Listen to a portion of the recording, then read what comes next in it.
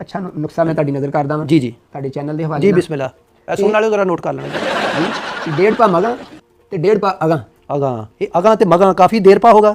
ਹਾਂਜੀ ਹਾਂਜੀ, ਇਹ ਬੜਾ ਅੱਛਾ ਨੁਕਸਾ ਵਾ। ਇੱਕ ਮਿੱਟੀ ਦਾ ਕੁੱਜਾ ਲੈ ਲੈਣਾ ਤੁਸੀਂ। ਕੀ ਉਹਦੇ 'ਚ ਜਾਮ ਨੂੰ ਖੜਕਾਉਣੇ ਅਸੀਂ? ਕੀ ਕਰਨਾ ਕੁੱਜਾ? ਉਹਦੇ 'ਚ ਤੁਸੀਂ ਪਾਣੀ ਨਹਿਰ ਦੇ ਉਲਟੇ ਪਾਸਿਓਂ ਪਾਣੀ ਲੈਣਾ। ਉਲਟੇ ਪਾਸੇ ਮਤਲਬ ਕਿ ਇਧਰਲੀ ਸਾਈਡ ਤੋਂ, ਉਧਰੋਂ ਨਹੀਂ? ਨਹੀਂ ਨਹੀਂ, ਨਹਿਰ ਦੀ ਇਹ ਸਾਈਡ ਤੋਂ ਪਾਣੀ ਕੱਢਣਾ ਉਹਦੇ 'ਚ। ਇਹ ਦੋਵੇਂ ਚੀਜ਼ਾਂ ਜਿਹੜੀਆਂ ਵਾ ਮਿਕਸ ਅਪ ਕਰ ਲੈਣੀਆਂ, ਖਰਲ ਕਰ ਲੈਣੀਆਂ ਪੰਜਾਬੀ ਦੇ ਵਿੱਚ। ਇਹਨਾਂ ਨੂੰ 32 ਦਿਨ ਸਨਲਾਈਟ 'ਚ ਇਹਨੂੰ ਰੱਖਣਾ ਵਾ। ਆਪ ਵੀ ਕੋਲ ਬਹਿ ਜਾਣਾ, ਕੁੱਜਾ ਲੈ ਕੇ ਰੱਖ ਲੈਣਾ, ਪੂਣਾ ਬੰਨ ਲਿਆ। ਹਾਂਜੀ, 32 ਦਿਨ ਤੋਂ ਬਾਅਦ 32 ਦਿਨ ਤੋਂ ਬਾਅਦ ਇਹ ਲਈਏ ਪੱਖਰ ਨੂੰ ਜਿਹੜੀ ਬੱਸ ਬੱਸ ਚੱਲਦੀ ਆ, ਅੱਛਾ, ਉਹਦੇ ਕੰਡਕਟਰ ਨੂੰ ਕੁੱਜਾ ਫੜਾ ਦੇਣਾ।